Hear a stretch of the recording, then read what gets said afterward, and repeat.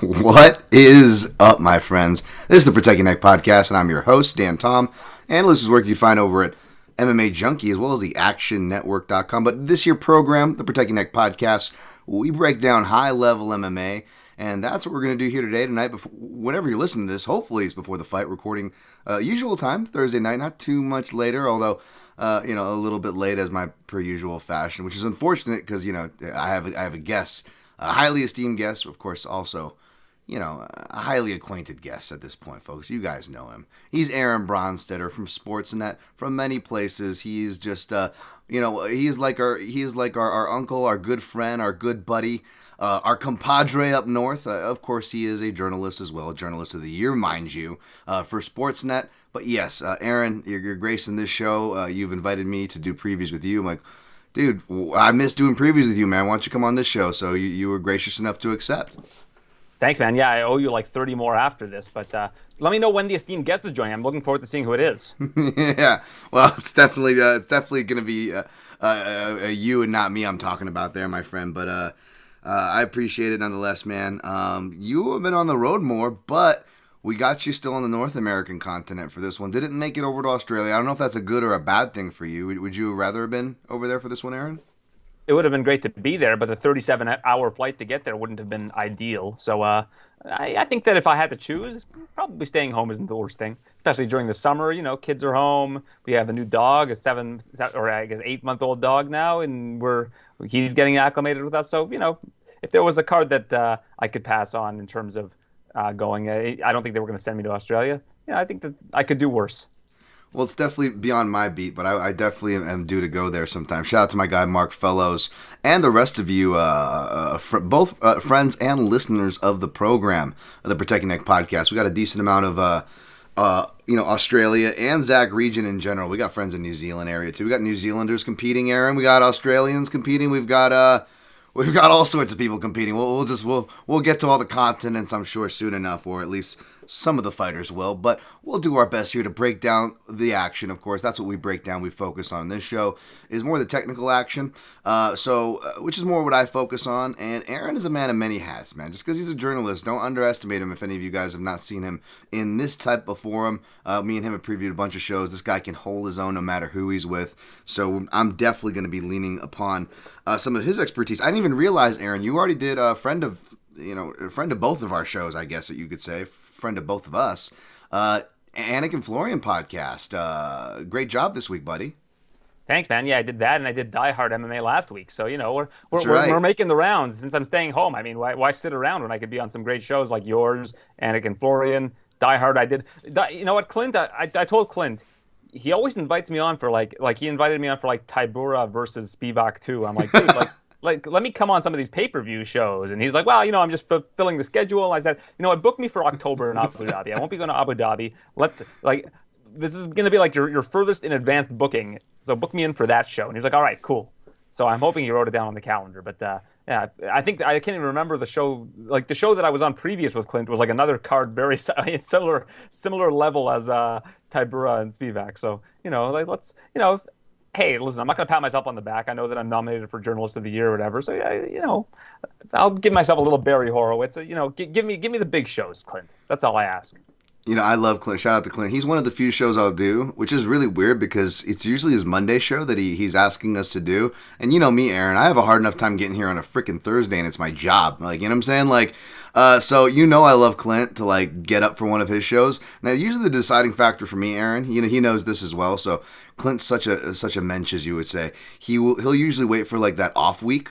So I at least have some time to prepare. Although, hey guys, I gave myself an off week on my own dime last week, and guess who still didn't prepare early and didn't get half the things he wanted to get done and the things he got done. No one cares about that. But yeah, it was another classic Dan Tom week. It's good to be back for what that's worth. If you're happy to see me, I don't know what's wrong with you, but thank you.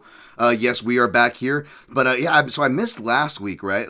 Although I am guilty. The one show I did drop on, shout out another friend of the program, Chronic Combat Conversations. They had my guy Fenyo on there. And I had to drop in and make my guy TB Scouting sing a little Weezer because he was calling Carl Williams Weezer, and I put in the chat And he picked up what I was putting down. I said, "What's with these homies taking me down? Why does he wheeze so much?" So that was shout out. There, look at that. Speaking of the devil, they just showed up when I sing. That's why I sung Dynamic Duo.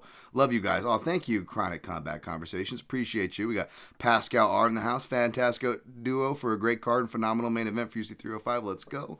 Appreciate you guys in the chat as usual. It's a busy week, so I don't blame I don't blame people for having a lot to do, but we're going to get down and do what we do. Enough of the formalities. You guys can chime in. You know how it goes here, folks. You know how it goes. Aaron, we break down the show from top to bottom. If you listen in the future, likes, 5-star ratings, and reviews, all that, shares are appreciated. And check the timestamps. Because I will put those in there for you, the show notes, especially the YouTube ones. I put like the individual, little late night coffee here as I'm still pushing through. I try to get those in there for you guys. So all that stuff will be in there if you're in the future. Otherwise, stick with us. Feel free to say hi in the chat. Submit your questions or comments. We will get to them as below. But yeah, let's get to the show, Aaron, shall we? It's a UFC 305, like we said, in Australia. Dricus du Plessis versus Israel Adesanya. I feel weird because I got Aaron. It's like either Aaron or Ariel's on the show. I feel so weird saying this name right now because you guys really stick to the name. It's like having Anik as well. I throw you guys in there with the great Anik. You guys stick to the name, but I don't know, man. I can't quite get full into it because I have this thing for as much as I love you, Aaron, as much how much I love JA as well. But there's this thing where like I feel like I don't know as Canadians, Americans, people from a certain place, we get criticized for anglicizing the name, right? That's what we do more often now. We anglicize the name. And I like that we're making this, an effort to grow. Some people call it woke or whatever. Obviously we don't hear. Well, an effort to grow, we try to say the names correctly. But I almost feel like with the pronunciations and stuff that they do, because we both listen to the Anik and Florian podcast, love that program. But when the fighters are saying it, or when a fighter, or a PR team and the people you are saying it to you, and you guys are making sure you want to get it right as the pros you guys are, right? I feel like when they recite it, they have their accent, but they almost overdo it to make sure you're saying it like, Hernandez or whatever. That was really a bad one to use, but you know what I'm saying? Like they really like, and I almost feel like sometimes that it gets taken literally, and then we get the Adesanya, where no offense, but it sounds like Ariel's kind of having a stroke halfway through the word sometimes, and I noticed that a lot of people are saying it like that. Am I off here, Aaron, or is it almost a too literal translation? Are we getting that? This is the real breakdown here, folks. By the way, that's how like Israel and his brother both say it is Adesanya. So I feel like that's where the pronunciation is. But you're right, like. It's hard with names, right? Because you want to make sure you get them right or say them the way that people. I mean, the amount of people that say Dricus du Plessis or Dricus du Plessis, it's probably more than the amount of people that say Dracus, which is like the way it should be pronounced. We do what we can. I mean, I should just say Israel's full name to go like really full into the whole. Hey, props to you, by the way. Yeah. That Israel Mabology Temetayo Odunayo Oluwafemi Owolabi Adesanya. I just call him that every time I talk about him, and then it'll get very cringe after a while. But that's actually impressive. That's impressive. That's impressive. See, I'll take that any day of the week. It's the people that when I used to work at the Whole Foods over in Chelsea in New York City, Aaron, over a decade ago, the people that would say everything in normal English, like typical American, but they'd be like, oh, and one croissant.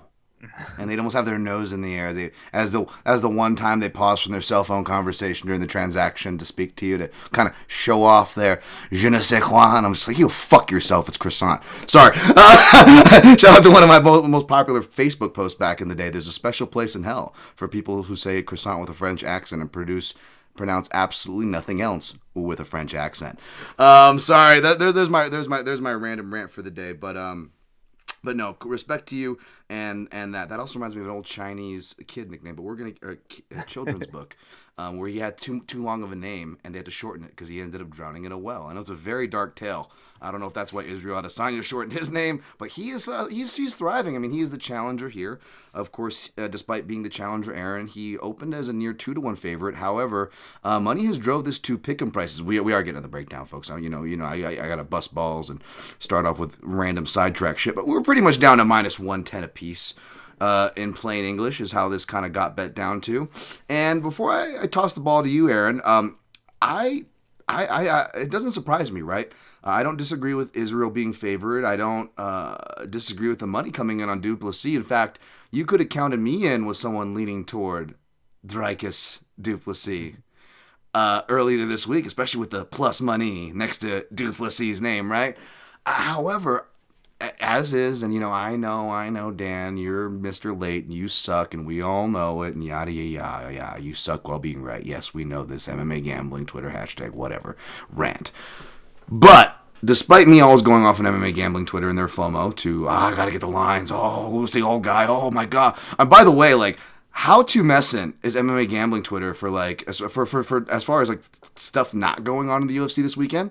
I just saw Pantoja as 34. Like, I mean, they are just like over in the corner. They look like the pawn. They probably look like the pawn shop owner from Pulp Fiction. They're getting so excited, in that scene where Zed's going to town. Like, they're just waiting for Pantoja to turn 35 over there.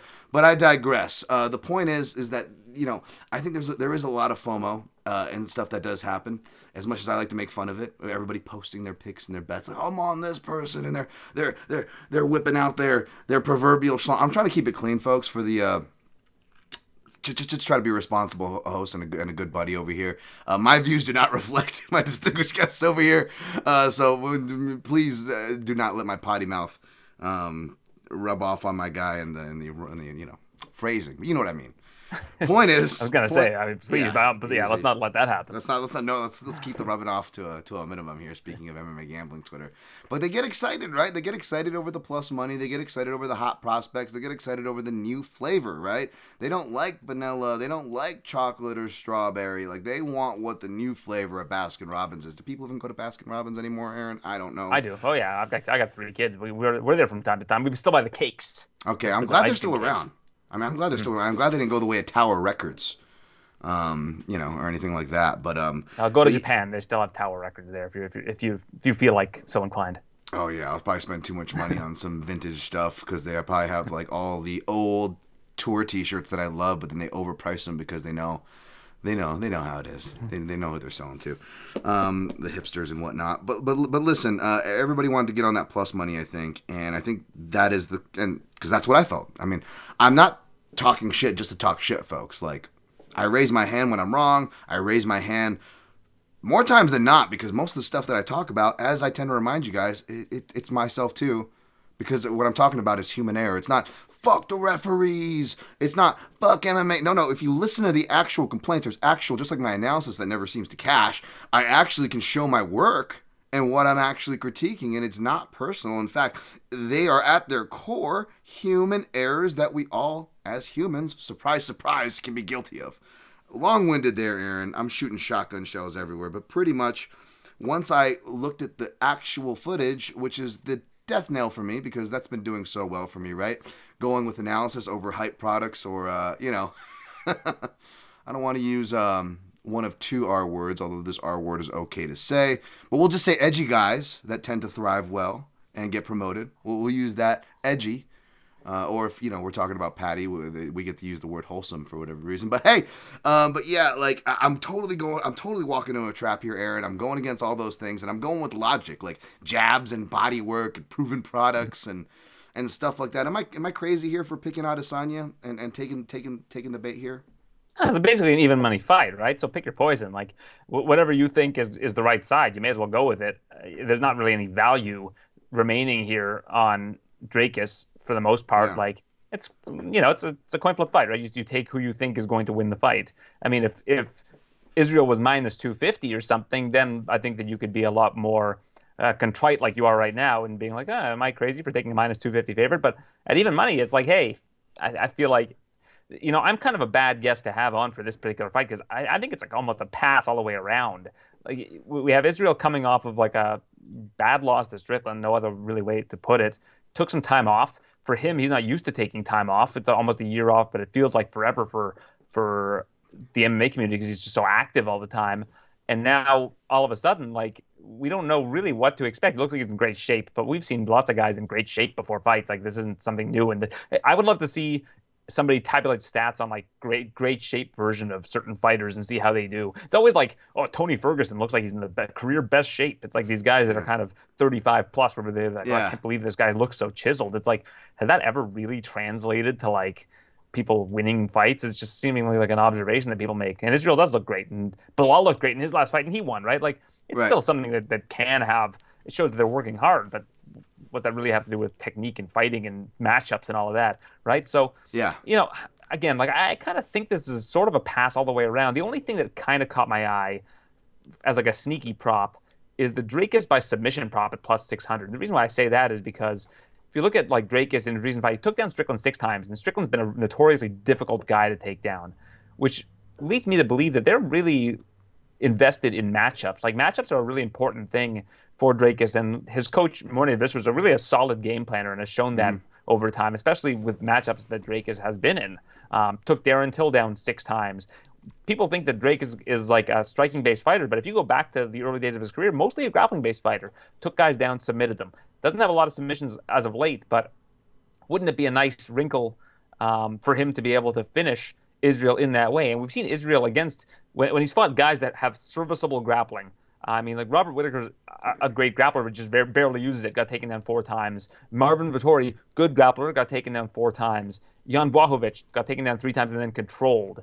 I mean, Israel's got pretty solid takedown defense, but so did Sean Strickland for the most part, and Dracus was really able to exploit that, and that's probably what the deciding factor was for the judges when they gave him that split decision, the 2 judges that gave it to Dracus. Not just because it was in communist Canada, even though these judges were all American.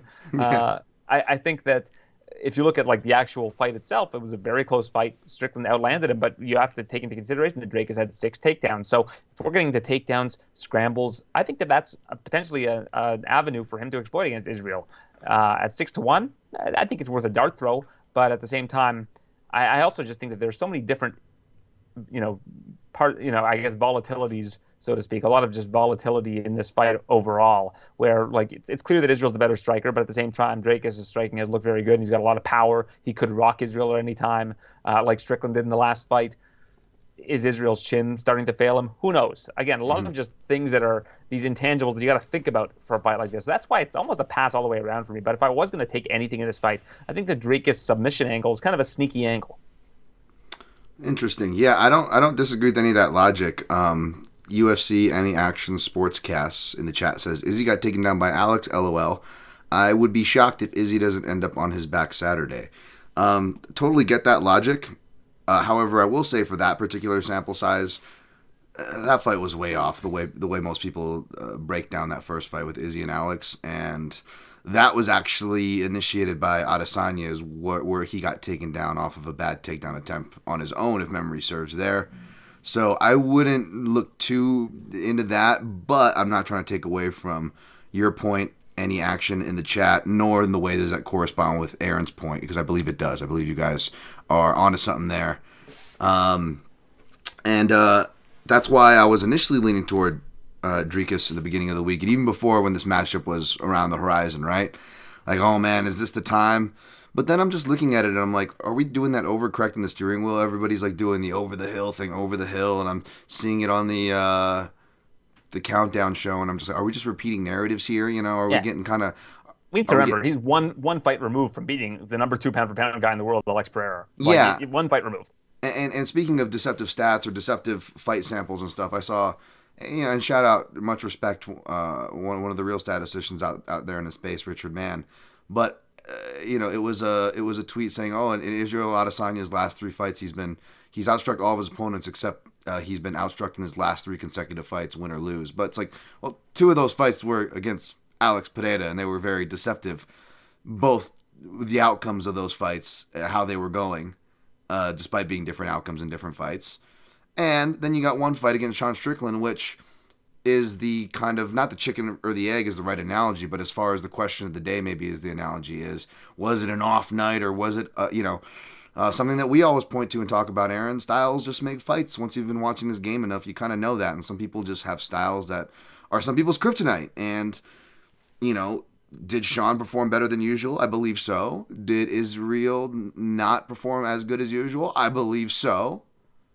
But I don't believe either of those things in a vacuum are the sole reason why that outcome happened.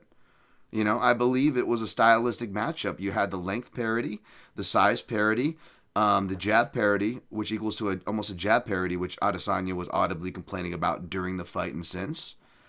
He struggled with that before that fight, right? And the pressure, which, is what Dricus brings to the table, except he's going to be more takedown heavy than Strickland. But Strickland was also harder to hit. And this is something that Dricus' own analysis kind of points to, where he goes, I thought it was Izzy. Dricus said, I thought Izzy was just having an off night until I fought Sean. And then I was like, oh, Sean is hard to hit and this and that. And part of that's really smart because he's being honest, open. He is learning. He's accepting new information. These are all good things in a vacuum. However, you know who's not difficult to hit, but does have just as not, if not more porous defense than Strickland? It's Dricus du Plessis. So, obviously I'm not going to expect him to stop and poke holes in his own theories. Clearly, by the things this man says, he doesn't really stop to do that too often, nor can you expect him to. He is a fighter. And to his credit and to his camp's credit, I agree with you, Aaron. His coach, despite doing the Scott Hall NWO Lone Wolf impression with the cattle prodder, he actually, say what you will about his coach or him, dude, I give them credit in my breakdown. They make sure that this man comes in well prepared, both with a game plan and tactics. Those are two different things. They connect, but they're kind of two different things. And he's well prepared to both, to their credit. Yeah, so I hate to cut you off. I'm kind of insulted by what you just said. I mean, you're referencing Scott Hall when it comes to the cattle prods, but when you got a Canadian on, and really the correct thing to say is Jacques Rougeau the Mountie. But I'll let you continue. Oh wow, Jacques Rougeau. That guy was scared. That guy scared me as a kid, man. I don't know, something about the Mountie gear. Like, that guy scared me. Like, he looked Remember he used to shock people? He beat them and then he shocked them with the cattle prod? Well, yeah. I don't know if he said it word for word, but minus 1,000 odds, I bet you he refers to pancakes as flapjacks. And according to an old viral tweet that like UFC fighters like Aaron Simpsons and stuff retweeted back in the day of mine, from another account, I made up a stat. I said 90% of men who refer to pancakes as flapjacks beat their wives. But anyways, that's neither here nor there. Interesting stat. Jesus Christ, dude.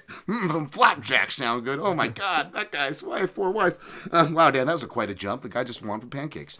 Listen, wow, how the hell did we get onto that? Point is, I don't know if we should really get too hung on to these narratives as far as like Izzy being over the hill or these stats and like. I'm not trying to tear down anybody or any arguments or whatever. Like, these are all valid arguments, but we almost kind of get lost into these things. And don't get me wrong, if Izzy goes on a downward slide and he's never the same, like, how many times have we seen this in MMA? Like, I wouldn't be surprised, and if I can say that and lay that out, Aaron, then I get where that narrative's coming from. It's not completely from nowhere. I get it. But what I am saying is the guy's 35. He's had emphatic moments. He's been, to his point, not just as Israel, I'm going to talk myself up stuff. Like, he has come back from these situations. And also, we have to remember that middleweight is the division where we see, if we want to talk about, like, career paths, where we're like, oh, if Izzy's not the same, his run is over. Okay, if we want to talk about runs in black and white terms, which is very unfair in MMA, right? It's a very dangerous thing to do. But if we want to talk about runs in black and white terms, I feel like if anybody's going to have the carpet pulled out from him historically in this division, it'll be Dricus, because middleweight is the place where one-legged men with neoprene-wrapped legs like Dan Kelly can go on an improbable win streak. And then that win streak was taken by a guy who everybody makes memes out of because he fights so crazily. But Derek Brunson was able to go on this crazy run and was actually slightly favored. The odds actually flipped in his favor to beat Robert Whittaker during Robert Whittaker's prime freaking run. And then we saw that kind of abruptly brought to a hold. Fight. Yeah. Middleweight is a division where we've seen, guys with kind of like a one-trick pony. Even guys good enough to fool me, man. Andre Muniz. And then once they get figured out, they kind of get figured out. Middleweight is the I used to have like so many more. I mean, this is more of a top shelf example. But middleweight is the division where a one-eyed guy can win the world freaking title. Middleweight is the division on 3 weeks' notice. Yeah. Oh no, it was like 8 days notice. Yeah. How about the guy we're talking about now and the guy that we were just talking about? Middleweight is the division We're Jank Fest, it's Jank weight, former welterweights, by the way, so it makes sense why they're janky. Sean Strickland and Dricus du Plessis can have championship runs. I mean, this is, shout out to the MMA Visit section, Connor and Zane. This is, as they say, the island of misfit toys. It's the middleweight division. So it even carries over to PFL with like Lewis Taylor winning their tournament. Yes, Lewis Taylor. Put the guns down, yo. Put the guns down. Lewis Taylor, everybody. That guy's the man, dude.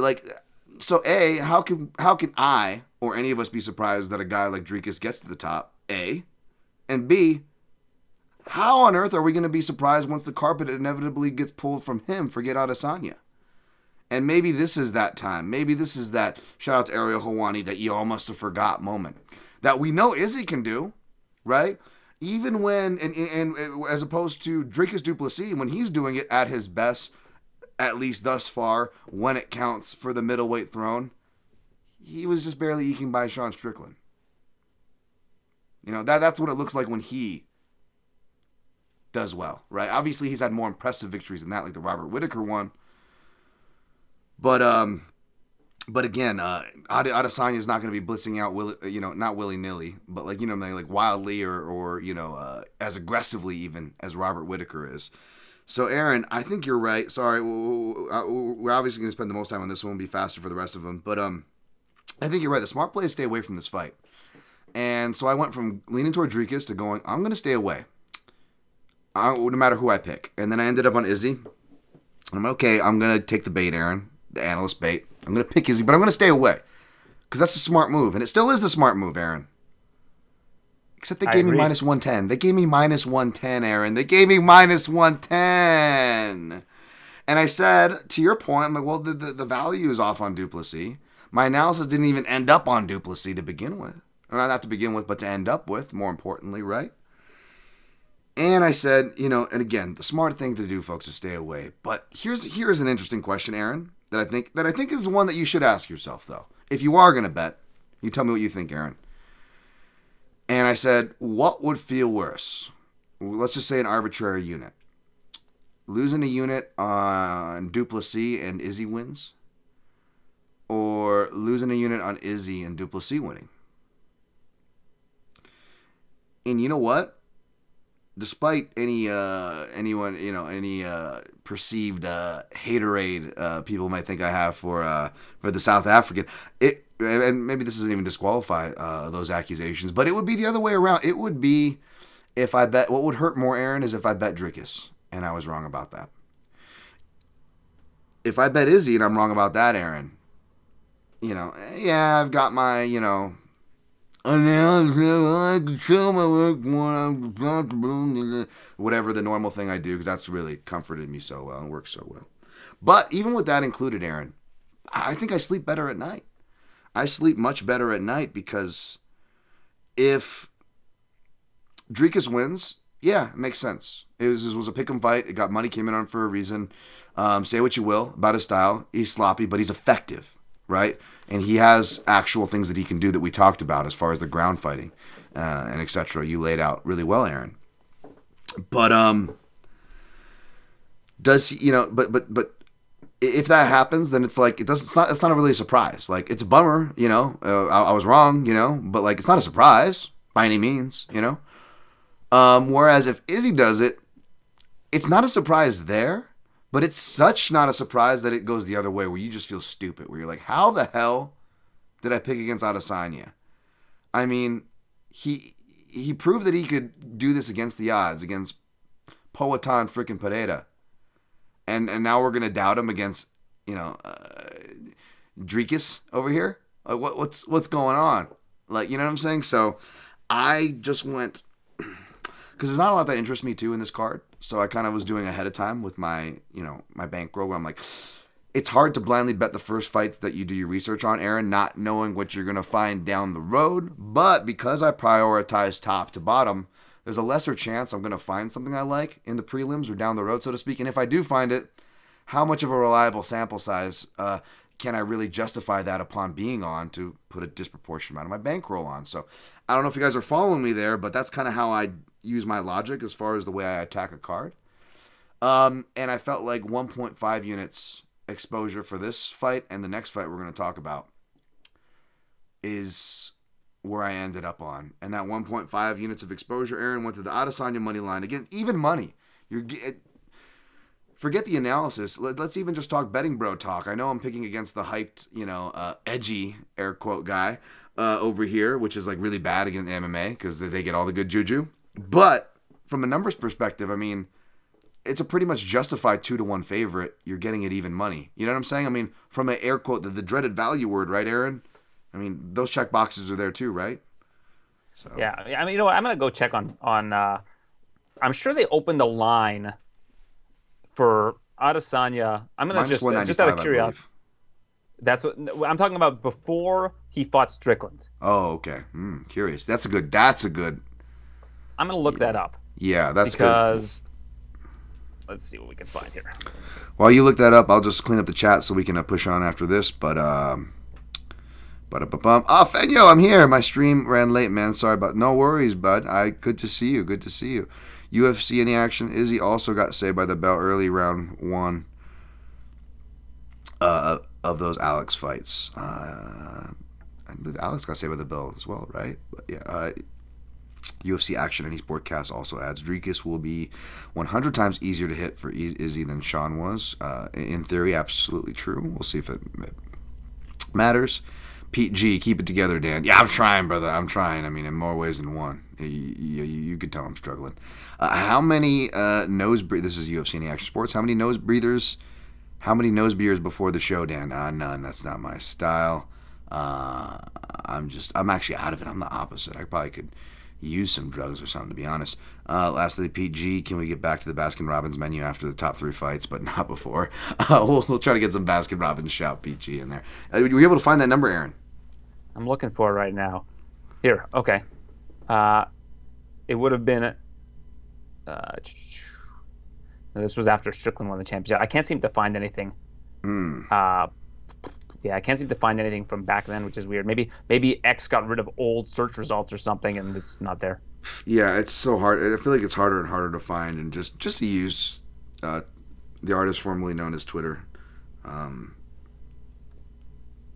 Let's see if I can find it on the web. But yeah, I'm just kind of curious about that because I will say if I can say F to one. Here we go. Musk. I think I got it. So this is from July 10th, 2023. Israel was a minus 330 favorite. There we go. And you know what? You could argue. Thank you. Courtesy of MMA Mania, I should say, who and the lines from Bet Online. And to be honest, I would have opened it right in between both those opening lines. So again, no matter what version of reality you choose, folks, that's value on the Adesanya line. That doesn't mean he's going to win. Of course, value doesn't translate to wins in this sport. They are not synonymous with one each other, but I am on that side for what it's worth. All right, let's push to the match. Sorry, folks, I'm a week off here, so please forgive me. I'm also trying to work through not trying to jump off a bridge. Kai Kara France plus 130, Steve Erceg minus 163. Co-main event. This one is only 3 rounds and not 5. I guess we should just be grateful that the flyweights got a co-main despite no title being on the line. This was an interesting one to look into. I thought definitely, again, I came into this one leaning toward the dog, thinking there's value. I wasn't alone in there because public money is pushing the line closer. Not as much as the previous fight, folks, but money is coming in on Kai Kara France. But Erceg still holding serve as the favorite. Any strong opinions on this one, Aaron? Yeah, actually, I do. I actually am very much on the Erceg side of things here. I just don't see a whole lot of great paths for Kai Kara France in this fight. I think that with it being a 3-round fight, it makes it a little bit closer. If it was a 5-round fight, I'd really lean Erceg. But I think that Erceg showed us so much in that Pantoja fight in terms of what he's able to do, in terms of game planning, in terms of being methodical, and in terms of just having a lot of overall skill. And with Kai Kara France coming back off of a concussion injury, having not fought in a while, and not particularly looking great prior to getting injured in general, I like Erceg here a lot. I think that he is the right side here, and it was minus 155 yesterday. Money's actually coming back in on Erceg, I think, as of yesterday. It had really started to dip yesterday towards Erceg, which at that point I thought it was really kind of bettable chalk at minus 155. And that's I think if you look at all the favorites on this card that are like minus 200 or less, I'd be most confident in Erceg. I just think that his boxing and just his grappling as well are both going to be kind of a step ahead of Kai Kara-France. I think that Kai Kara-France might have a little bit more power, but Erceg also has shown that hasn't been an issue for him either. Like he's really has not shown any sort of susceptible chin whatsoever. Not to mention the fights in Perth. He's going to be have a crazy home crowd behind him. I'll give a shout out to the guys over the Dogger Pass podcast who pointed out that I think they said it was a 7.5 hour flight from like Auckland, New Zealand to Perth. So it's like not close at all. Like I can get to you and back, Dan, in that amount of time, right? So right.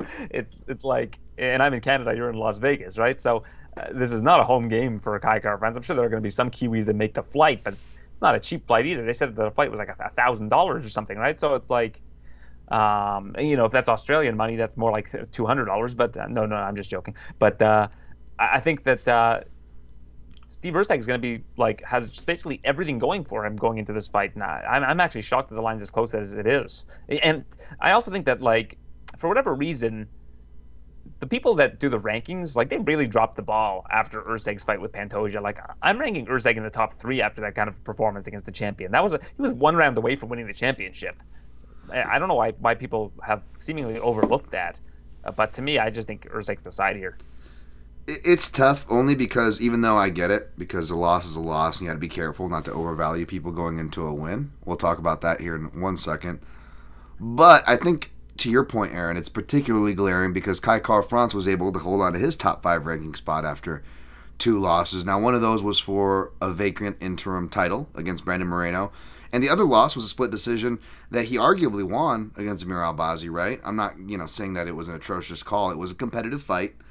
And to the rankings people, I dare credit, one of the rare times, if ever, it's cool to not see them hold it totally against Kara-France, but by that same motion, you could argue, and Erceg was much more impressive in his loss against a much more impressive opponent at that, over 5 rounds, the same amount of time, right? So, to your point there, I definitely get that. However, I do warn about getting too excited, right? And that's what was kind of keeping me away from the Erceg side initially. Spoiler alert, I sided with him. My take and how in a second. But these spots always remind me of like the Dan Hardy-Carlos Condit spot. After it's that letdown spot which was really weird in Dan Hardy's case because it wasn't like it was like a Jones-Gustafson fight with George St. Pierre where he came close to beating him. It was a pretty dominant performance by GSP. The only surprise was that GSP maybe didn't finish him with the submission attempts, right? But Dan Hardy, his stock seemingly went up, and he was a hype character before that, right? And I'm not shitting on Dan Hardy. I like Dan Hardy, but this is what happened here, right? And it's that letdown spot where we're like, oh, there's almost like a rub you get. They talk about it with the greats. Like, oh, when you fight the greats, you get a rub from it. You even hear the commentators and the former fighters talking about this, right? And I get that. That's true. It reflects in the betting lines. And here you had Dan Hardy in his hometown facing Carlos Condit, who came out to Jimi Hendrix national anthem, which was pretty badass.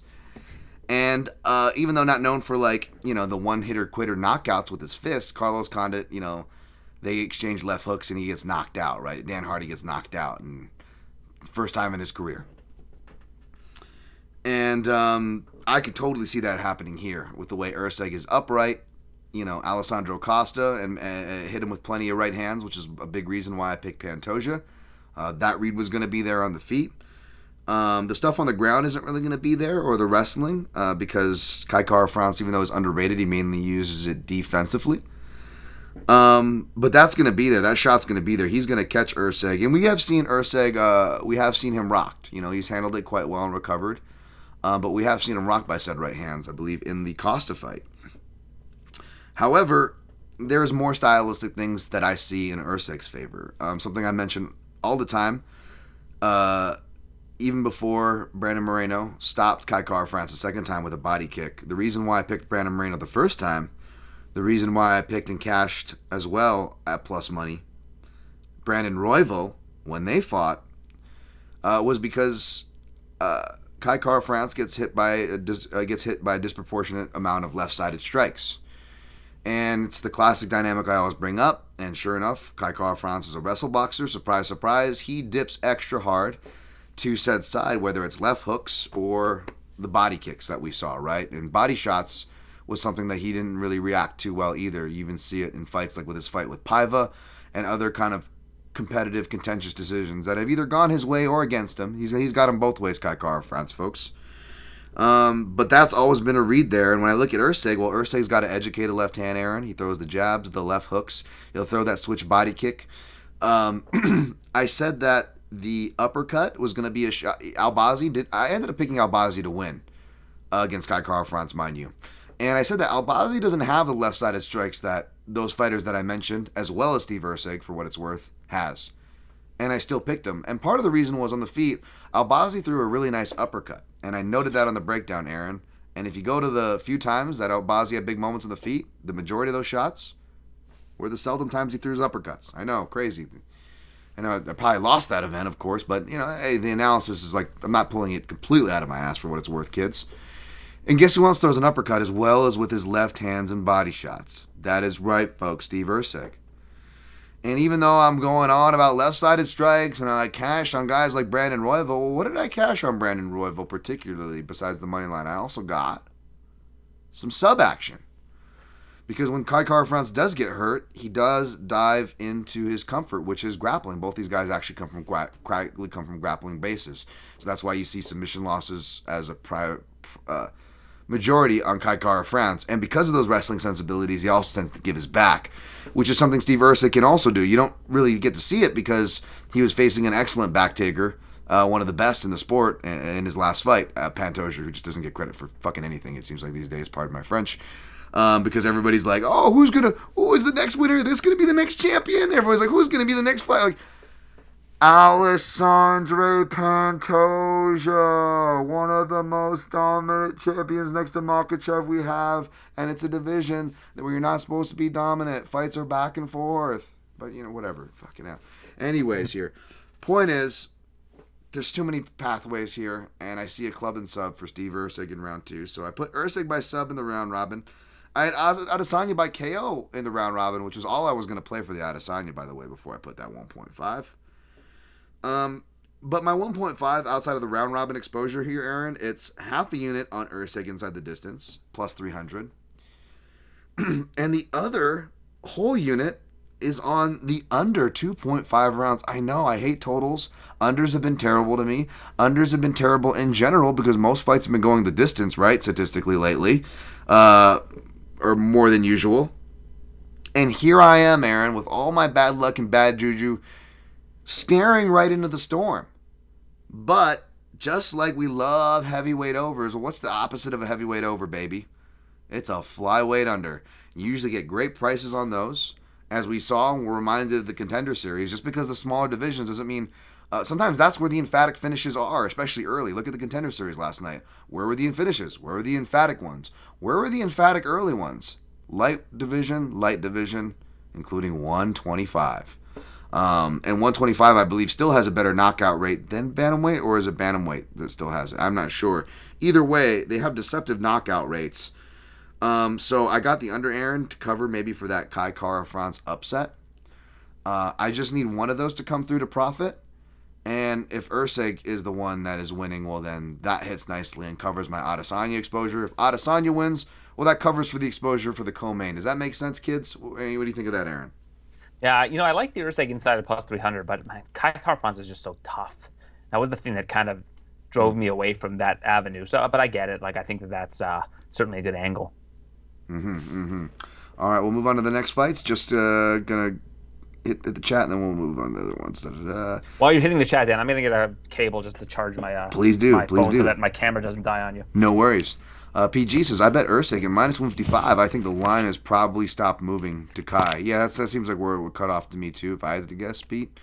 Do slightly worry about Kai's hand speed, but a lot there for Erceg. Yeah, I agree with you, Pete, which is why, or at least how I justified my play on the under, for whatever that's worth. Lazy Bet in the house. Oh, look, the spectacular spectacle duo. Yeah, I know. We're like going to Sadie's Hawkins for like nerds and stuff. It's going to be awesome. Me and Aaron should like take a picture together. I'm fashionably late. Hey, do you know whose show you're on talking to? Lazy Bet? I'm Oh, fashionably, but I'm definitely late all the time, man. I'm definitely late. Thank God I'm not a female. All right. Jesus, Dan. All right, we got Dan Uka, plus 250. Mateusz-Gamrot, minus 333. So yeah, this is I felt bad. Like, I was on the Spinning Back Click with our little panel show we have, Aaron, for MMA Junkie. They had me on this week. And they asked me about this fight, what I think about Mateusz-Gamrot and Dan Hooker. And, like, I just wanted to answer, like, a different question. I forgot. So I was just like, oh, yeah, this is just a keep stay busy fight. I don't like it. Anyways, and I just, like, changed the subject. I talked about it because I'm an asshole like that. No, kind of like what you were saying with our guy Clint. You're like, invite me on the good weeks or whatever. Like, I forget, there was like a really juicy question, and I thought I was gonna get my chance to answer it, and then they came to me and they're like, oh, hey Dan, what do you think of Gamrot and Hooker? I'm like, and I felt kind of deflated because I'm like, sorry guys, but that fight kind of sucks. Not really. That doesn't really suck, but like, it's just I'm not even a Gamrot fan, but I feel like he deserves better. And you know, I was going to talk about this, and then I see on the timeline my guy Clint, you know, speaking of the devil, putting on his tinfoil hat, talking about the wrestling thing. And I was going to say Clint stole my talking point here, but maybe not, because me and Fenyo, and again, I understand if I'm an asshole, and I apologize, and I definitely don't mean to come off like an asshole, folks, but do understand when I'm saying I'm right about everything besides my bets, I'm not saying it to be like I'm right about everything. The point about that is irony, folks, to show how bad luck I have with bets. It's not because I really am right about everything or take myself that seriously. I'm just trying to show you guys the irony. And the irony is that maybe not. Maybe that this was a point that actually, again, like many points that come to fruition on this show, folks, whether it's about judging trends that come to fruition, referee trends, matchmaking trends, all these things that I keep aging really well on, except, God forbid, the bets and picks, right? Well, one of those things was, which isn't crazy. We know UFC doesn't, you know, really promote the wrestlers as strongly, from the John Fitches to this isn't anything controversial, right? But you've been having a lot of fighters come out and say, you know, we had a female fighter of the week. I believe I said Carl Williams. I mentioned him earlier. And then, of course, the more notable Muhammad Mukayev. Talking about somebody, again, really, you know, I'm not, names weren't mentioned, so I'm not going to mention names, but through their management, through grapevines, I'm not here to parse that out because I can't. This is all speculation. This is all alleged, folks.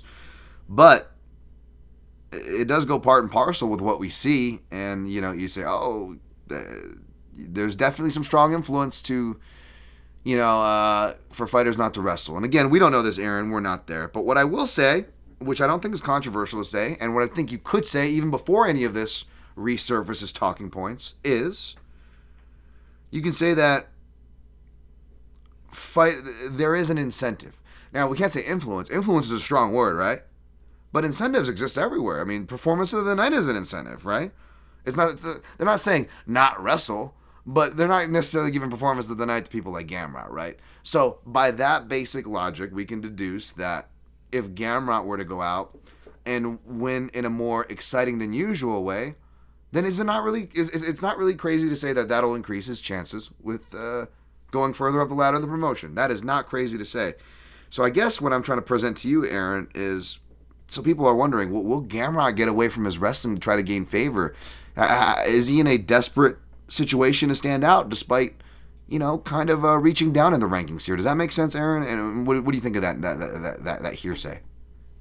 Well, if that's the case, he certainly hasn't gotten the message, because he just continues to dominate with his wrestling, just volume wrestling, basically. I mean, if you look at his takedown accuracy, it's like 35%, right? It's not like this is a guy who's just taking people down at will. He's really pushing forcing the issue. But I've got a play on this one that I think is just one of the smarter plays on the entire card. Dan Hooker plus 3.5 at even money. Ooh. Like, Dan Hooker's going to win a round, right? Like, oh yeah. Just based on like how people fight Gamrot. Like, even if Gamrot's having success in the wrestling, fighters still manage to land damage on him at some point in the round. And when he has top control, it's mostly just control, which the judges typically do not favor. However, for whatever reason, in Gamrot's case, they have favored. Like, I thought the Tsarukyan card for Gamrot was one of the worst cards I've seen. Like, I've spoken to judges about this, and some of them, are like, well, I don't think it's as egregious as you think it is, but I thought that was a clear Tsarukyan fight based on damage, based on what the scoring criteria says. Yep. Which is, looking to finish the fight, landing the better strikes, landing the more effective offense. I thought that Tsarukyan had the more effective offense throughout. Gamrot just had a lot of success with the takedowns. He did have a submission attempt here or there. Like, you got to give him some points for effective grappling, but I thought in a round where, like, Tsarukyan's landing all the strikes for, like, 3 minutes of any sort of substance, and then Gamrot gets 2 minutes of control, like, you give that round to Tsarukyan all day. But for whatever reason, Gamrot's wrestling has, like, done well with the judges. Even if you look at the Jalen Turner fight, I think that's another example. It was a split decision, but, like, he was winning with grappling. So I think that Dan Hooker is going to do enough damage in at least one of these rounds to get one round on all three judges' scorecards. So at plus 3.5, you're kicking for coverage on him winning the fight, on a split decision, on all kinds of different outcomes, aside from Gamrot dominating him 30-27 across the board with great grappling. But Dan Hooker's got good takedown defense. He's also really active off his back. He, his nickname's the Hangman for a reason. He likes guillotine chokes. Like, there are all these different reasons why Dan Hooker should have enough of an arsenal to win one round against Mateusz Gamrot. So I like the plus 3.5 at plus 100 for Hooker.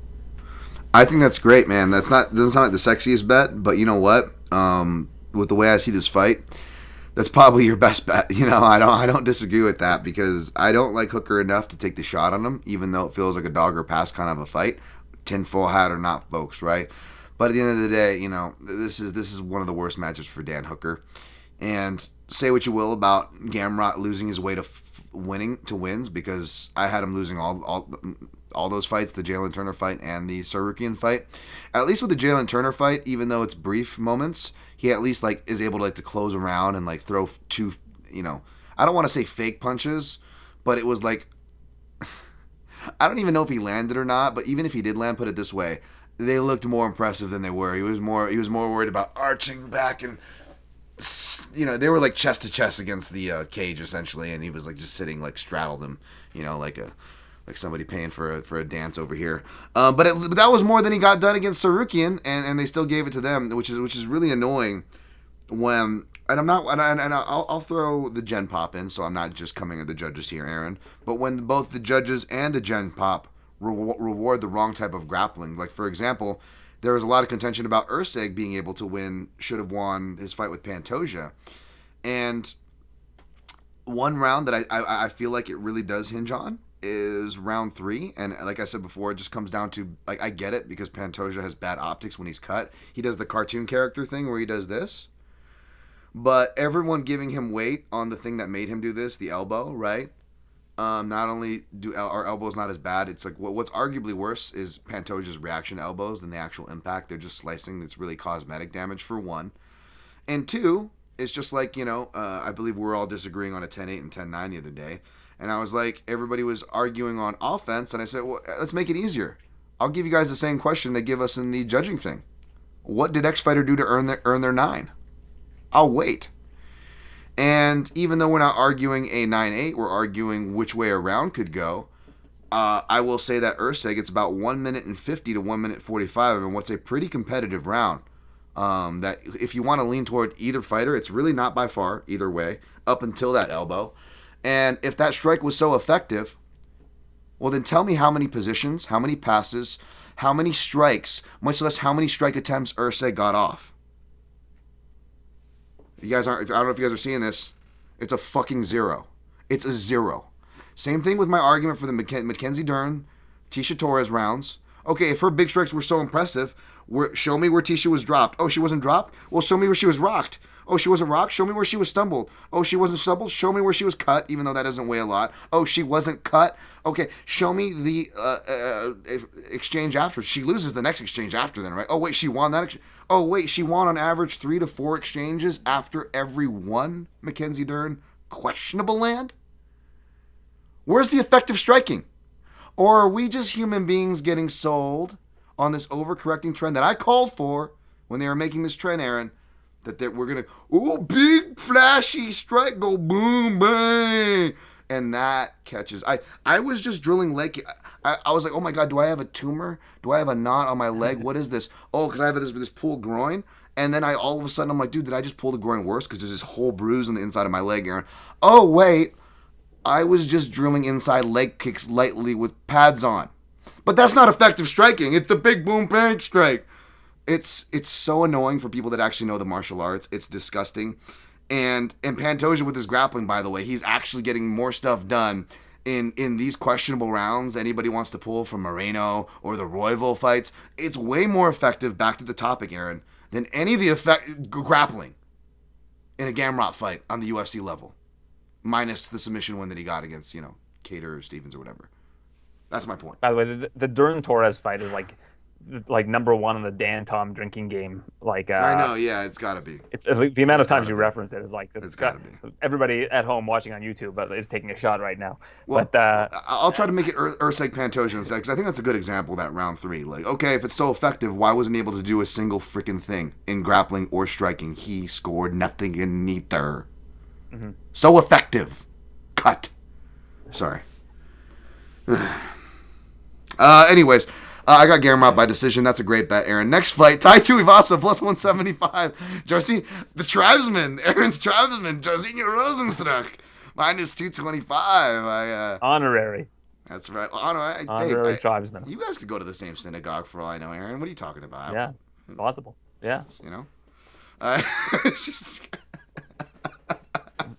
I love it. Of course, he's a part of me and Aaron's favorite fantasy league of all fantasy leagues. Rozenstruik is, but he's swinging on Shabbos. Does he get it done? It's right in between Saturday and Sunday time. No, it's Sunday morning there. That's why he's able to fight. It's Sunday morning in Australia, so that's why he's able to forego the Sabbath. Is this why all the money's coming in on Aaron? That he's favored. He didn't only open as a favorite, but money is coming in on Rozenstruik.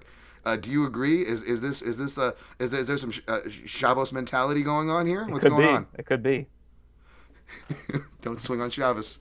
Don't swing on Shabbos, dude. Shout out to The Big Lebowski, by the way. A fine film. I'm sure you're a fan of that film, right, Aaron?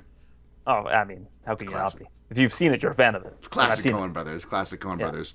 Yeah, if you guys are ever lost on our references, like, okay, it's either Dan being weird and or Dan being weird referencing a film would be the correct answer.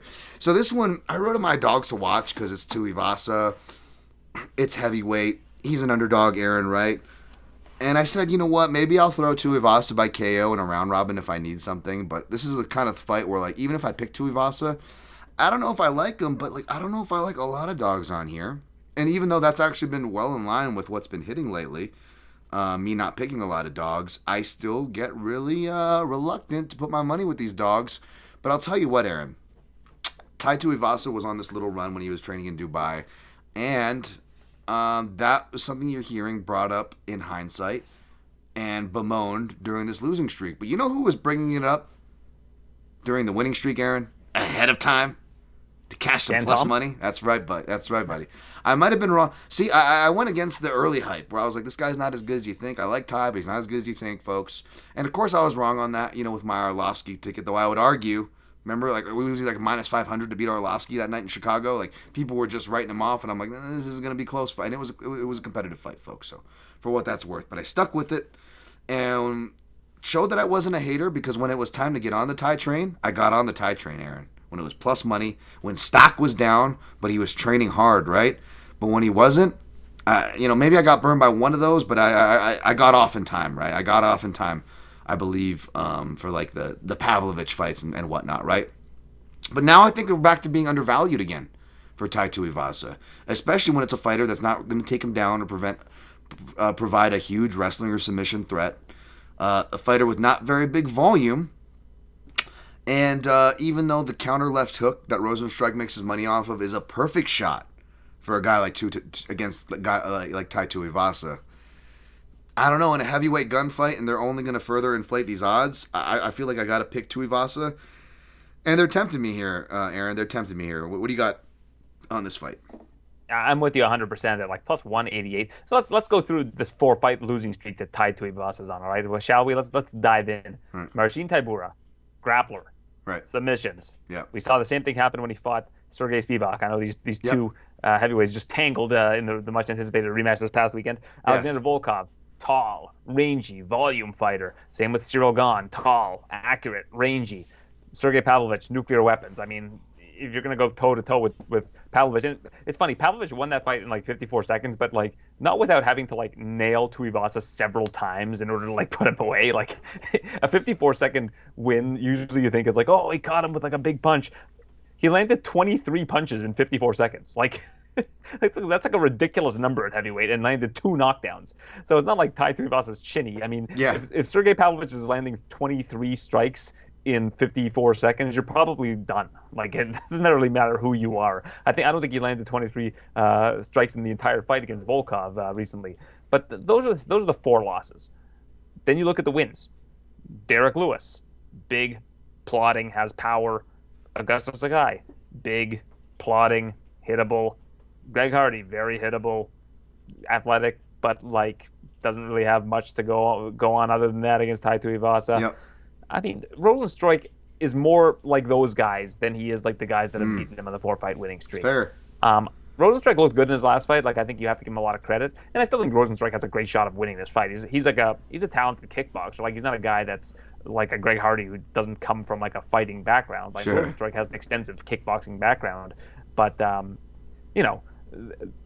then again, you look at Derek Lewis, has the most knockouts in UFC history, and he was able to rock Tai Tuivasa. Like, it takes a lot to put Tai Tuivasa out, and we have seen Rozenstruik with that kind of power in the past. You look at like the fight against Dawkins, you look at his like that 6-second win, 9-second win he had against Alan Crowder, 29-second win against Arlovsky. Like, he has the power to put away guys that have susceptible chins, but I don't think Tuivasa, even though he has been cracked a couple times, is that guy yet.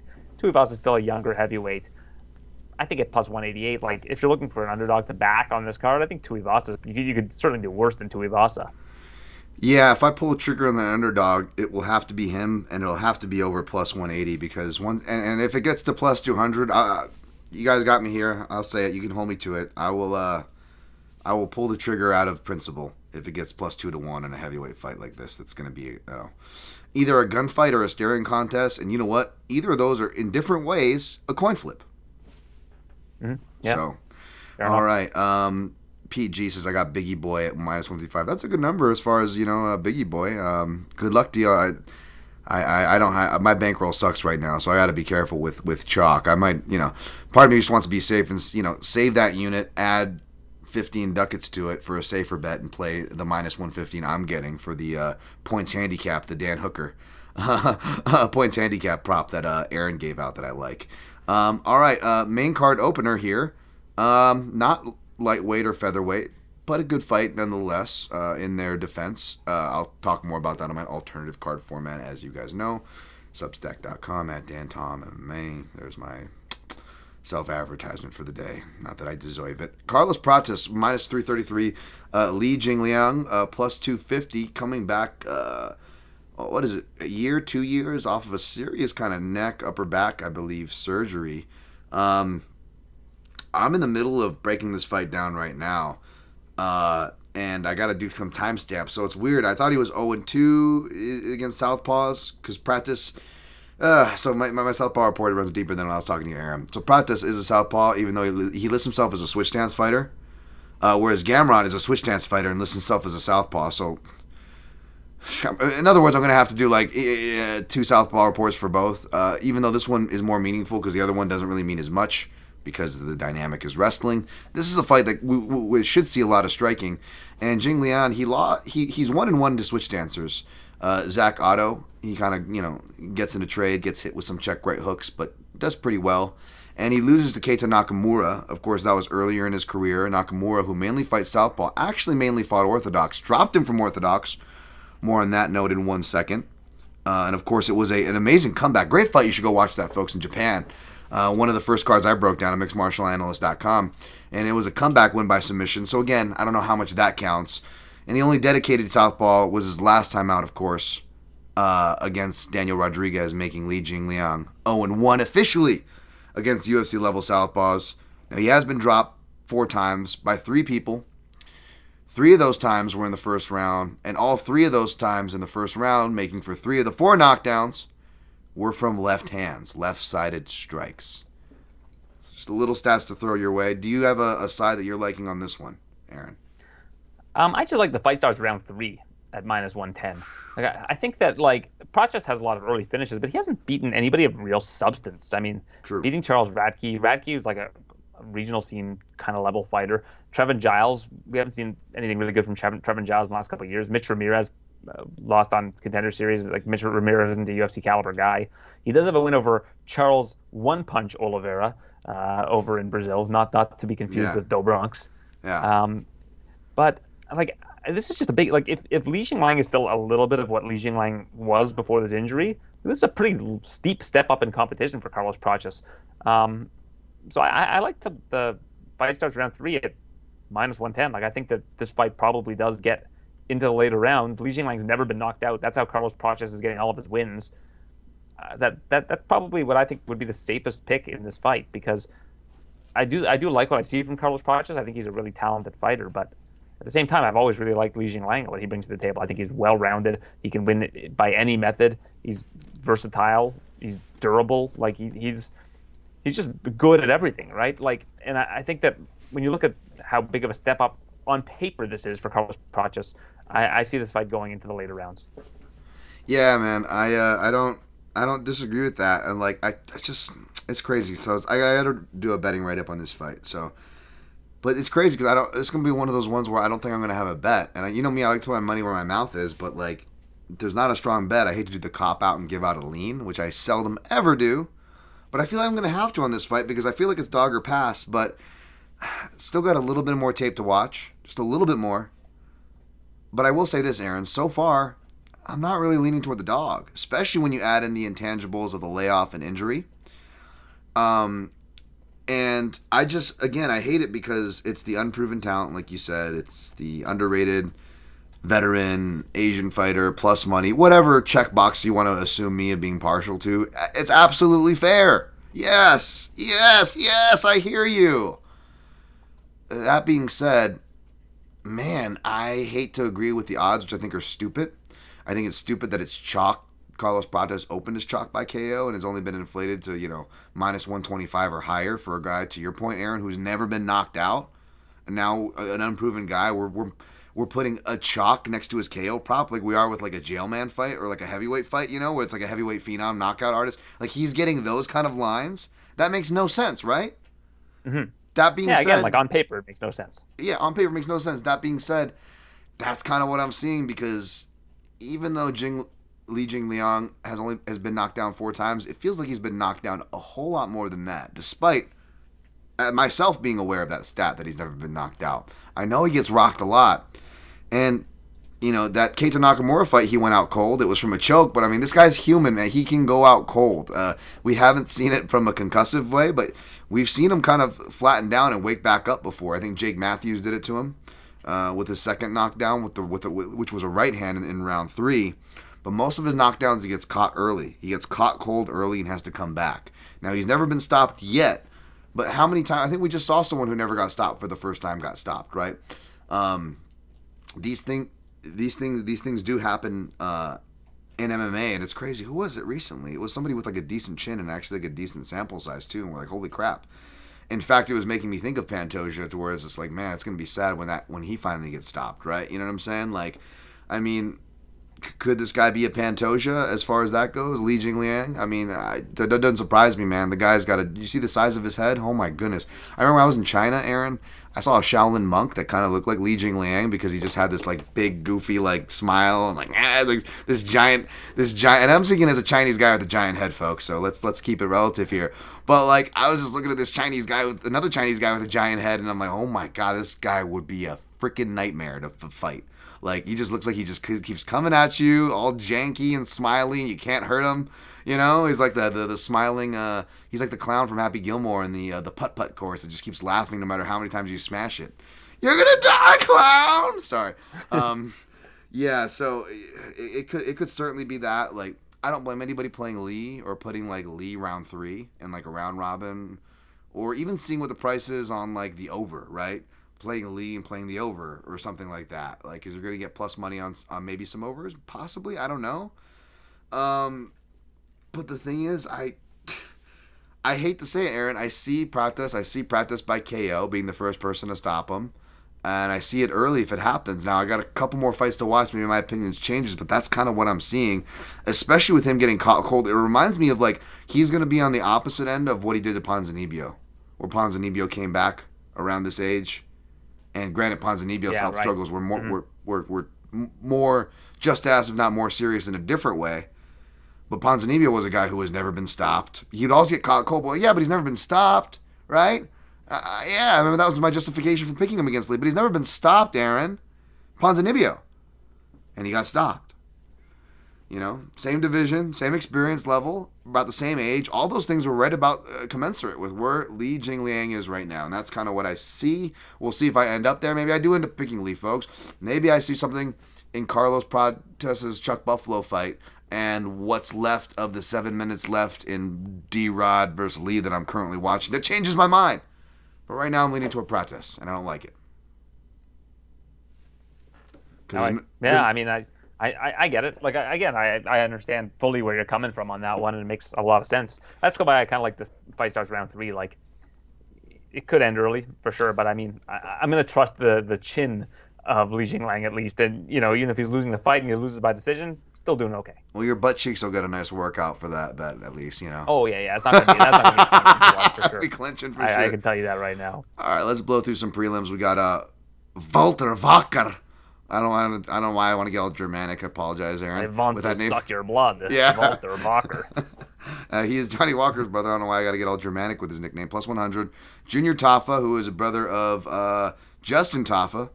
Minus 125. Oh, that Junior Tafa, he's the little joker of the group, isn't he? He's like the little, you see him on Media Day making jokes and stuff? He's like you can tell he's the little joker. You have kids, Aaron. You know, there's always one with a personality that's really is bright and kind of boisterous.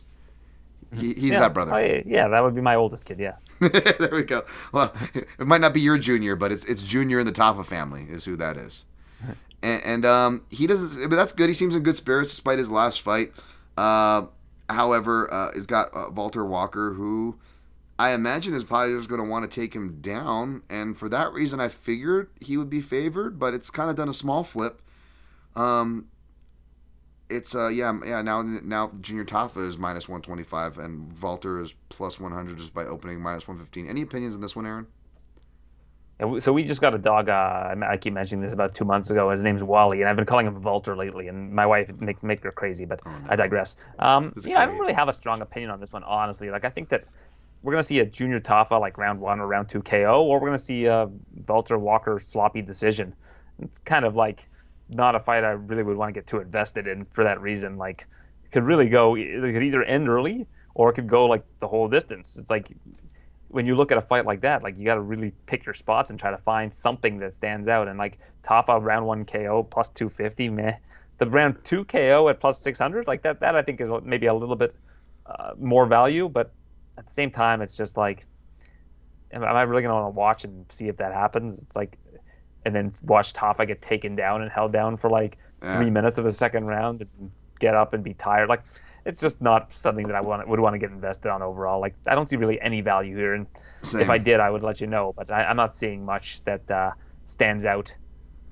Dude, I could barely get invested on a pick on this one, man. Are you kidding me? Like, I'm the same way. I can't even take a side really with any sort of confidence. I will say though, we may have to exchange playbook tactics, even though I'm a bit rusty. But I feel like I have another black belt that people don't know about, Aaron.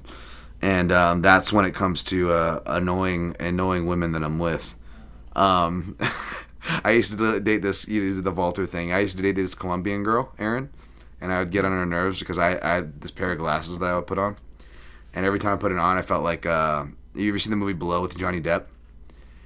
I mean, yeah, but probably 25 years ago. But continue. Okay. Anyways, I would always imitate the character. He's like a character actor and everything. He looks like he's like the second coming from Balky from Perfect Strangers. I forget this actor's name, but he's like. Now you're speaking my language. George, do you know what a Mexico is, George?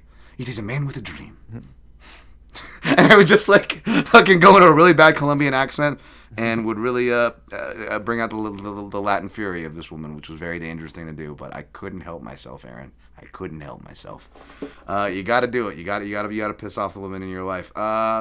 Next fight Josh Culibao, hopefully he's not pissing off the woman in his life. He's a new dad. Minus 150 for Josh Culibao.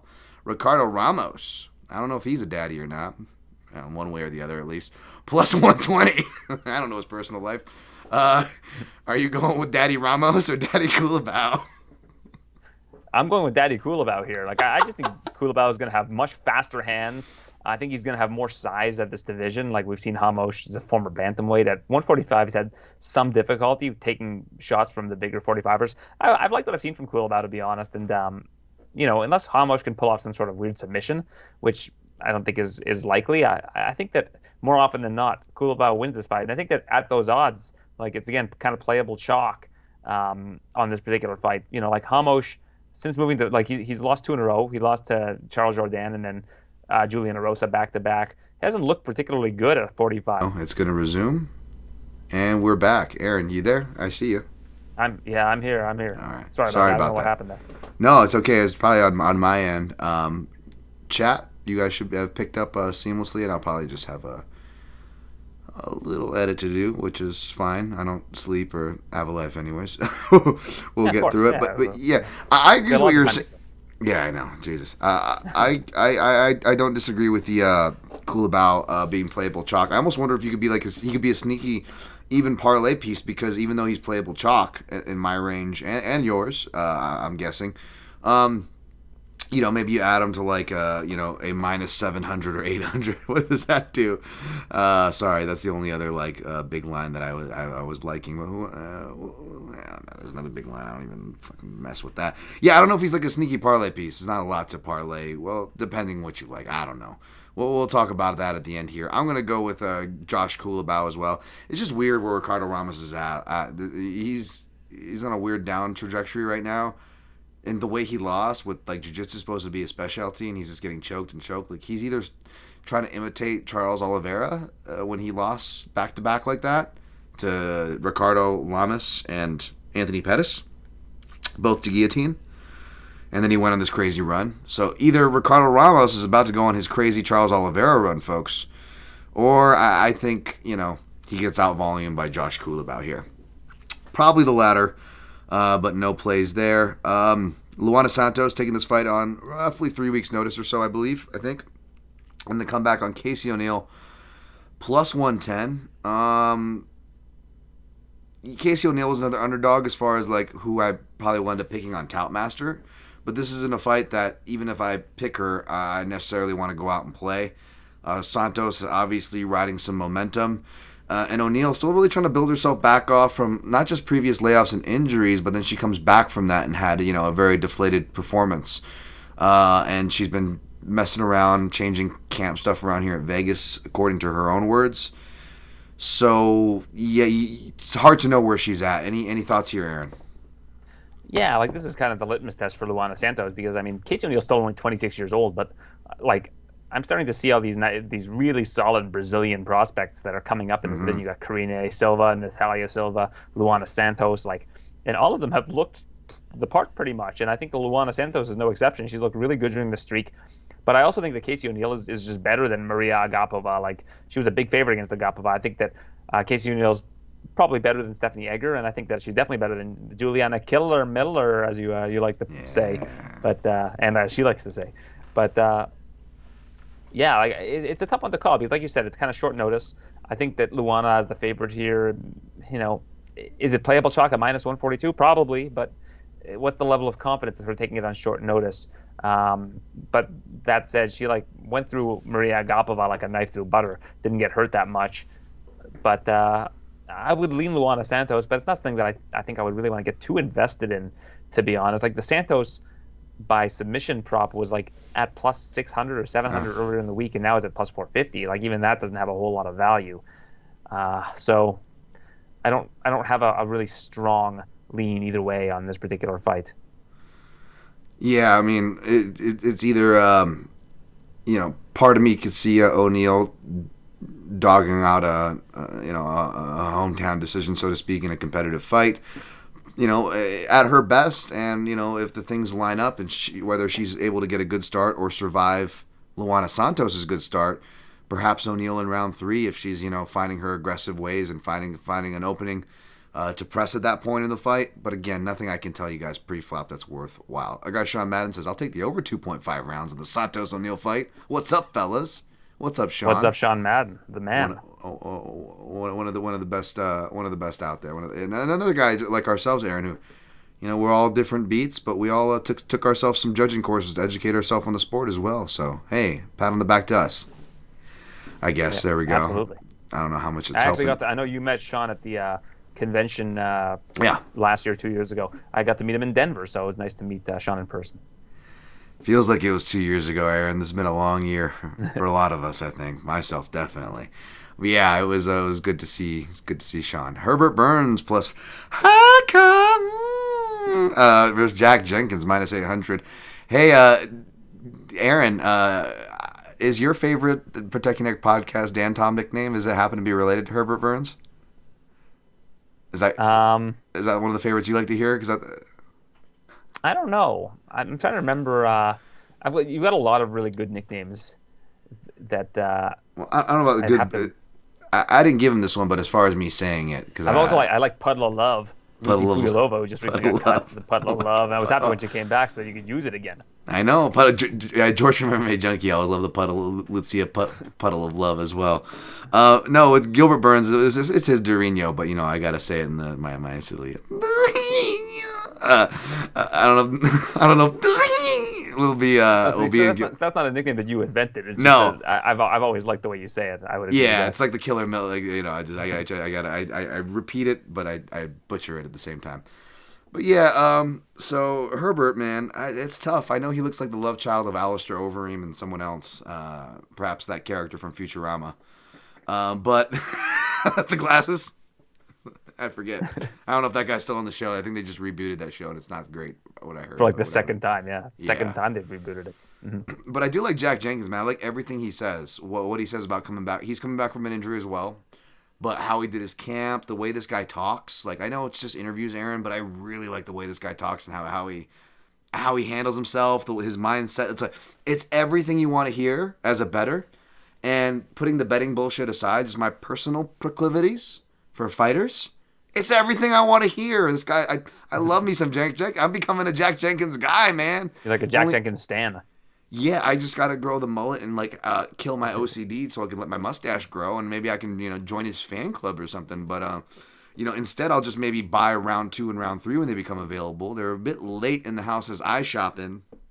Oh, terrible prices on them though. I imagine there's gonna be terrible prices, but I think that I can do a 1.25 units, 75.75 units on round 2. Do you want to guess what the lines are for Jenkins round 2 and round 3? I have them in front of me. I just want you to guess. 300 for round 2, 400 for round 3, 500 for round 3. It's plus 275 round 2. This is on DraftKings, and plus 330 round 3. I don't think I've ever seen a number that low on a round 3 prop in my life. Have you ever seen anything under plus 400 for a round 3 prop is absurd. They've priced you out of this one, but pretty much. Looks like I'm going to need to research something else for a prop squad pick. That's great. Hopefully it'll come up in my normal research, so I'll have to stay up extra late researching more garbage fucking fights to find a prop. But it's annoying, Aaron, because even at the shitty house with the shitty numbers, you can get Jack Jenkins by round 2 TKO plus 275 for the same price, which is shitty. And round 3 TKO plus 600. Now, the reason why I said 1.25 is I'm hoping to get better numbers than those, Aaron. But plus 3 TKO at 600, like DraftKings has round 3 TKO at plus 320. Okay. So that's even... It's lower than it's plus 330 round 3 and plus 320 KO round 3. Okay. So my logic is if you put 75, I want numbers to where if you put $75 on round 2 and $50 on round 3, that's under my 1.5 unit cap per matchup that I've kind of assigned myself, at least with the other matchups, right? So I'm coming on under for my exposure on that way. And obviously you need to finish in either of those rounds for it to be worthwhile. But $75 at plus 275, for example, will get you just over 2 units back, right? But if you're putting a half unit out on your round 3, you have to subtract a half unit from that for your potential winnings. So, okay, the lower end prop, that'll get me 1.5 units profit. Now, if round 3 hits, half a unit at plus 600 will get you 3 units back. But you got to minus the exposure for the round 2 out of that, right? So you minus 0.75 out of 3 units, and you end up with 2.25 units for your profit. So in other words, so long as Jack Jenkins finishes in rounds 2 or 3, you are going to profit at least a unit and a half at least for exposing under a unit and a half. Now, that's not super sexy because, again, we've been deflated by the numbers we're getting, Aaron. But if you're looking at my exposures, my 1 point, if all I need is Jack Jenkins to essentially do his job, and it might not be the sexiest, even if we get the lowest end, we just get the 1.5, well, that pays off my Adesanya exposure. I don't got to sweat at least one of those bets, right? Or that pays off my total exposure for the co-main event to where I don't got to sweat one of those. I just need one of those, and we are swimming clear in the profit. Does that make sense, Aaron? Of course it won't happen. I hear you. Does it make sense? Of course it won't happen, but you know. Yeah. Mm-hmm. Anyways, so even at shit numbers, I do have logic because it's just, again, it's like what was it, Julio Arce versus, who did he face? He faced another person Herbert. who was like, huh? Oh, Herbert. Oh, he beat Herbert. Oh, is this exact matchup? There we go. This exact matchup. Yeah. They already knew it on that matchup too. They've gotten wind of these. Again, for somebody who does so terrible at betting, Aaron, boy, do the bookmakers tend to adjust on the angles that I call out, right? It's kind of crazy. Like, and again, this isn't just me. Shout out to the guys at the MMA Analysis who you can credit to heavyweight overs being chalked out because those guys were onto it forever, right? So we see this happen. No one's special. It happens to all of us. But yeah, that's my thoughts. Decisions plus 500. I don't mind that. Like his 2 wins, or is it 2 or 3 wins in the UFC that he has? They're both by decision. Well, yeah, decision win against Don Shainis and the decision win against Jamal Emmers. At this point, you're better off shooting for that. Burns is like on the level with those guys, don't you think? And I would say that because, to Jack Jenkins' point, he's like, I'm expecting the best Herbert Burns. His back's against the wall, and that's all true, and that's great to hear from Jenkins. However, Aaron, he's taking this fight on short notice. Herbert Burns is. Yep, he is. Mm-hmm. And he's flying across, and that travel, and he's Herbert Burns. So I'm just like, so I'm even more reluctant to though the numbers actually make a lot of sense to your point, but I'm even more reluctant to even get that ballsy, if you know what I mean, because of those factors. If it was Herbert Burns on a full camp, maybe this is the time to roll the dice. Like, okay, win or lose, maybe this thing can go to the distance, and he probably won't get it over there. But I don't even know if he makes that finish line, which is why even at shitty numbers, if I can find an angle where I can where I can at least guarantee 1.5 unit profit for an under 1.5 unit exposure, I might just take it just for some coverage, baby. Just because I know it's a ripe spot, it's one of those things. And that was the thing on Arce too. It was like, yeah, I know we're not getting as sexy numbers, which were still better numbers we're getting now, to your point, Aaron. But it wasn't sexy numbers with Arce, but we're like, this is one of the most, there is no sure shots in this game. We all know that. I sure as hell do. But these are the dynamics that are spelled out as clear as it's going to get, right? It's going to get spelled out. Will they complete the sentence? I don't know. But it'll be spelled out as clear as it's going to get. So... anyways, we'll push on the rest here. We got. Do we need to talk about this next fight? I mean, no, probably not. What fight is it? All right, it's Tom Nolan, Alex-Reyes. Tom Nolan's a minus 1,200 favorite. Yeah, that's so silly. That's dumb. What the hell is going on here? That's dumb. Ricky Glenn plus 160. Kernan Song minus 192. This fight scares me. I feel like Ricky Glenn's just going in for a check. I don't know what this guy's doing up at 170. It makes no sense. It's probably going to be a Song Kernan. Early knockout, because Rick Glenn was another guy who I would bet, Aaron, because he never gets knocked out.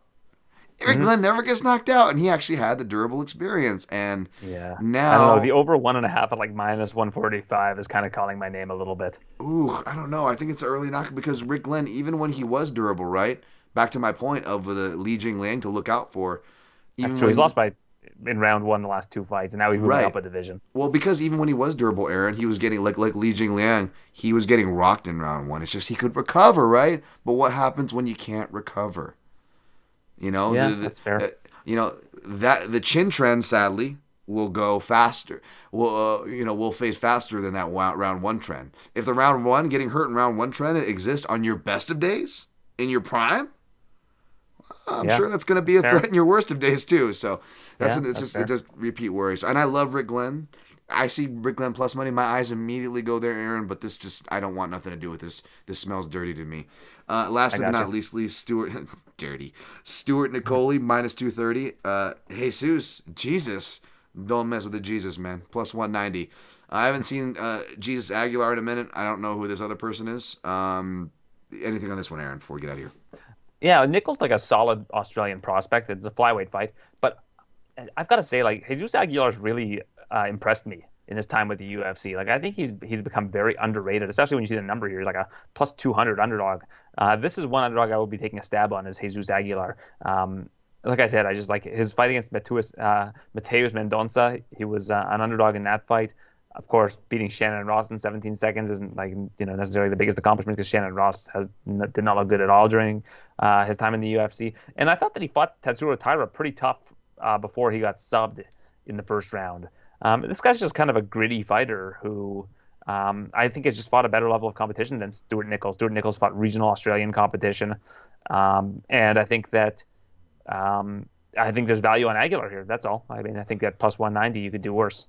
I keep hearing all the City Kickboxing guys talking about their teammate fighting this week. Were they talking about some kind of Contender Series person, or was it this Stuart Nicoli guy? Maybe it's Stuart. Well, Stuart Nicoll. He's not listed as City Kickboxing. Yeah, he's not listed as a City Kickboxer. So, yeah.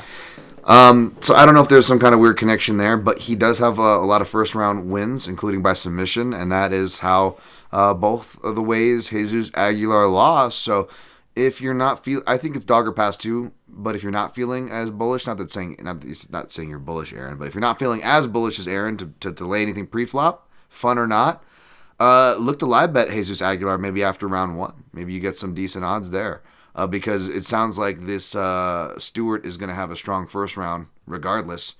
And from what I remember of Jesus Aguilar and from what his record reflects, he's more of a guy that builds into the fight. Yeah, I'm looking at Nichols' Instagram. It doesn't show any pictures of him training with anybody that I recognize. So he advertised Jake Matthews coming to his gym and doing a seminar, but I don't know if that counts. But like I've seen some of his fights, and he's a solid prospect. But again, I think that Aguilar is somebody who people are kind of sleeping on. Sure. I don't know where the chat went as far as this rehash goes. I was going to clean up the chat before we get out of here, but I'll just get you out of here, Aaron, and we'll do a recap before we get out of here. I forgot a recap the other day. That's weird. Where did the chat go? There's a few. The last thing says, "Keep it together, Dan." That's the last chat thing that I see. Yeah. Would you like to respond to that? No, more came in after that. That was in the beginning, actually, because I just was all over the place, Aaron. I just am struggling, as you know, as always, but this week. Where's the goddamn source scene profile video overlays? Where the frick is? No, it's not that. I don't know. I guess we're still recording. I'll just recap and get out of here, Aaron. I'm using the old eCam thing. You know what I'm talking about, but yeah, I don't know what's going on. Oh, there it is. Here it is. It's there. I see it. I pulled it back. Keep it together, Dan. That is the last one. You're right. Hey, am I losing it again, PG? It was You're keeping it together. That's all we can ask for. I don't know. Trying to. Yeah. All right. I'm gonna recap. These are my picks, not Aaron's. So don't hate him for any of these that are recap. But taking Adesanya over Du Plessis, taking Erceg over Cara France, taking Gamrot over WHOOKA, probably taking Tuivasa over Rozenstruik, the tribesman. Oh, Leaning toward Prates over Lee. We'll see. Leaning toward Walker over Tafa. Don't really care, nor should you. Taking Culibao over Ramos. I probably pick O'Neal, both in Top Master and probably officially, but nothing I'm confident in against that little Ana Santos right now. Taking Jenkins over Burns.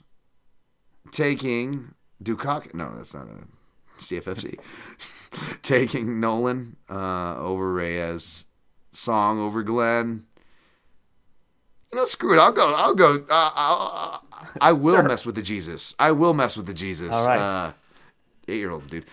Jesus Aguilar, that is. Sorry, plus 200, not John Turturro from from Big Lebowski. I'll take Aguilar too. Why not? We'll take him in Top Master and it probably as an official pick. For my plays, so I got Adesanya minus 110. I couldn't say no to the even money, 1.5 units. 1.5 unit exposure on the co-main event, split up between a 1 unit play on France-Erceg under 2.5 rounds for plus 200, and then a half unit on Erceg inside the distance, half unit at plus 300. Hopefully that hits, because that means that at least more than likely means the under hit too. We'll see.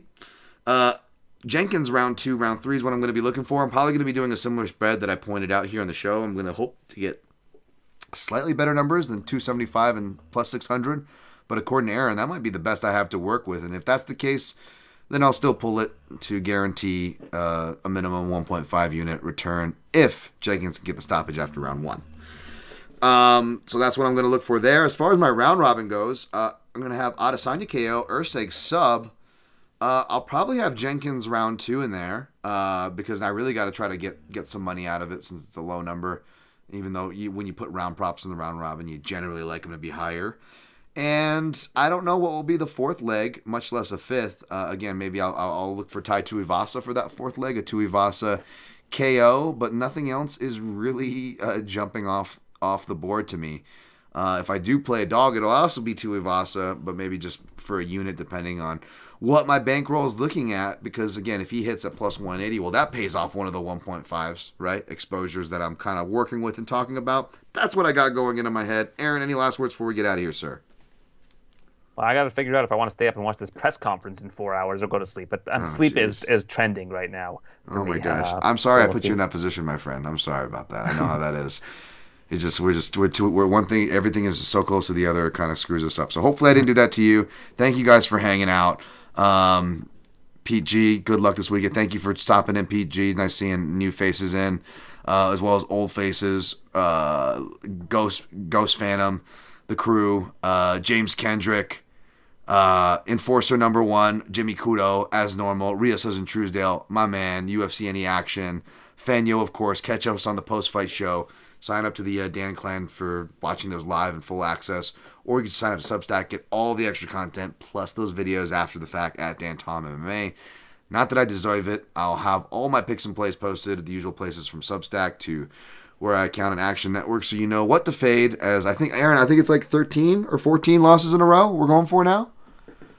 I'm not counting. I've lost track. I lost track. I don't know. But, we're going for it. As long as I can count on you as a friend, I don't need to count how many weeks you're winning or losing. That's all that matters to me. Yeah, I appreciate that. I do need to keep track of it, and I've lost count. It's gotten so bad. But if you want to check it out, you can follow and fade me in all the normal places. If you end up winning this week, feel free to ask me to come on again if I'm like a good luck charm of sorts.